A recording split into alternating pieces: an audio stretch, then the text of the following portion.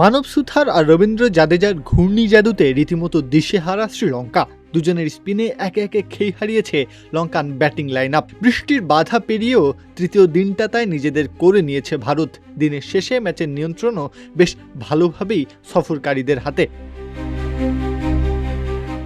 দিনের শুরুতেই ভারতের প্রথম ইনিংস থামে 462 রানে। লোকেশ রাহুল ও ধ্রুব জুরেলের 50-র সঙ্গে দেবদূত পাদ্দিকালের দুর্দান্ত সেঞ্চুরি। সব মিলিয়ে ব্যাট হাতে স্বস্তির জায়গা তৈরি করেই ইনিংস শেষ করে ভারত। কুল অ্যান্টিপারস্পিরেন্ট ডিওডোরেন্ট স্টিক, যা আপনাকে দেবে 24 ঘন্টা পর্যন্ত ঘাম থেকে সুরক্ষা। জবাবে ব্যাট করতে নেমে শুরুটা একেবারেই স্বস্তির ছিল না শ্রীলঙ্কার।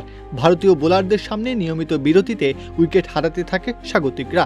মাত্র 90 রানেই 5 উইকেট হারিয়ে যখন ধুঁকছিল শ্রীলঙ্কা, তখনই লঙ্কান শিবিরে ঘনিয়ে আসে বড় ধসের শঙ্কা। তবে সেখান থেকে গল্পটা ঘুরিয়ে দেন নিরোশান ডিকোয়েলা ও দিনুশা। ষষ্ঠ উইকেটে দুজন মিলে গড়ে তোলেন দুর্দান্ত প্রতিরোধ। 100 রানের জুটি গড়ে বিপর্যস্ত শ্রীলঙ্কাকে টেনে তোলেন দুজনে। ডিকোয়েলের ব্যাট থেকে আসে 80 রানের গুরুত্বপূর্ণ ইনিংস। অন্য প্রান্তে ধৈর্য আর দৃঢ়তায় লড়াই চালিয়ে যান দিনুশা। শেষ পর্যন্ত সেঞ্চুরি তুলে নিয়ে দলকে কিছুটা স্বস্তি এনে দেন তিনি।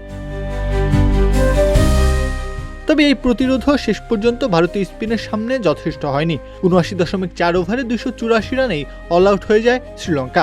ভারতের 462 রানের জবাবে 178 রানে পিছিয়ে থেকেই প্রথম ইনিংস শেষ করে তারা। ফলে তৃতীয় দিন শেষে ম্যাচের চালকের আসনে ভারতই। গলের উইকেট যেন এদিন আপন করে নিয়েছিল ভারতীয় স্পিনারদের। শ্রীলঙ্কার 10 উইকেটের 8টি নিয়েছেন স্পিনাররা। মানব সুথারের ঝুলিতে 4 উইকেট, রবীন্দ্র জাদেজা নিয়েছেন 3টি আর একটি কুলদীপ যাদবের। পেসাররা মিলে পেয়েছেন মাত্র 2টি উইকেট। স্পিন ত্রয়ীর ঘূর্ণিতে লঙ্কান ব্যাটিং যখন বারবার পথ হারিয়েছে, তখন বৃষ্টির বাধা ডিঙিয়ে শেষ হাসিটা হেসেছে ভারতই। প্রত্যহ কাব্য, খেলা ৭১।